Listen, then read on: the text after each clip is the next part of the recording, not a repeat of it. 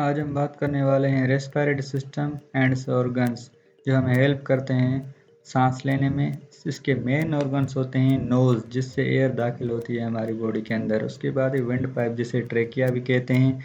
ये एक ट्यूब होता है जो कैरी करता है एयर को लंग्स की तरफ। आगे चल के ये ट्यूब डिवाइड हो जाता है दो ट्यूब्स में, जिसे हम ब्रोंकाई कहते हैं, ताकि दोनों लंग्स में ऑक्सीजन या एयर कैरी हो सके। उसके बाद लंग्स ये दो सॉफ्ट ऑर्गन्स होते हैं।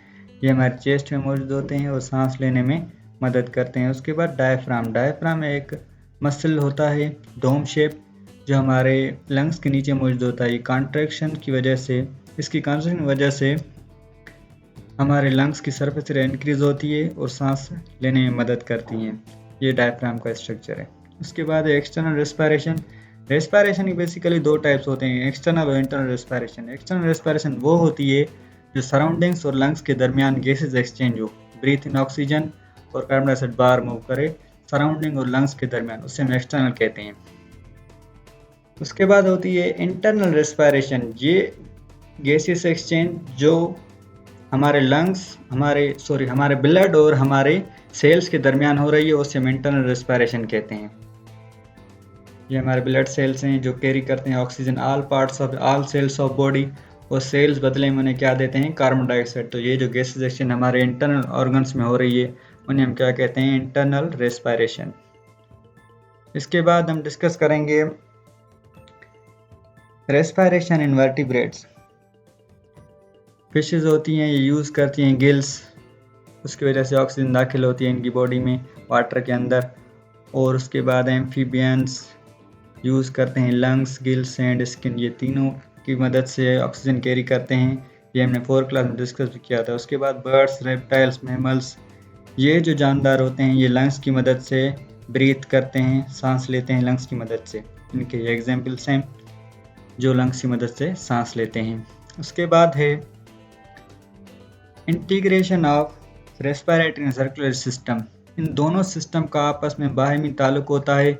ये आपस में इंटरकनेक्टेड होते हैं ताकि पूरी बॉडी में ऑक्सीजन सप्लाई कर सकें।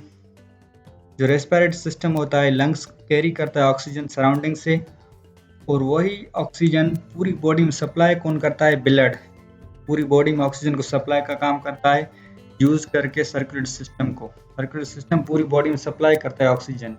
ये दोनों सिस्टम्स मिल के काम करते हैं ताकि पूरी बॉडी में ऑक्सीजन सप्लाई हो सके और कार्बन डाइऑक्साइड जो वेस्ट मटेरियल है वो बॉडी से बाहर जा सके।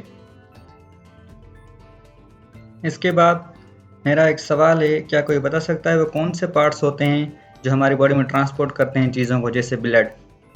आइए डिस्कस करते हैं। Organ they transport things in the body. सबसे पहले हार्ट, ये पंप करता है ब्लड को ऑल ओवर द बॉडी, जो कि सप्लाई करते हैं, ट्रांसपोर्ट करते हैं ऑक्सीजन, न्यूट्रिएंट्स फ्रॉम फूड और waste like carbon dioxide through the blood vessel. Blood vessel से कार्बन डाइऑक्साइड रिमूव करते हैं। ब्लड वेसल्स एक्ट करती हैं रोड की तरह, जैसे कैरी करती हैं ब्लड पूरी बॉडी पार्ट्स में। आर्टरीज कैरी करती हैं oxygen rich blood from heart to body. Veins carry oxygen poor blood, जिसमें CO2 होती है, वो लेके आती है हार्ट की तरफ। कैपिलरीज कनेक्ट करती हैं आर्टरीज और वीन्स को और एक्सचेंज करती हैं blood. Upcoming videos heart and the process of circulation, इसमें हम डिस्कस करेंगे हार्ट की सर्कुलेशन क्या होती है, कैसे होती है, उसकी डबल सर्कुलर सिस्टम क्या होता है। और उसके बाद तीसरे नंबर पर हम ब्लड डिस्कस करेंगे और उसके कंपोनेंट्स।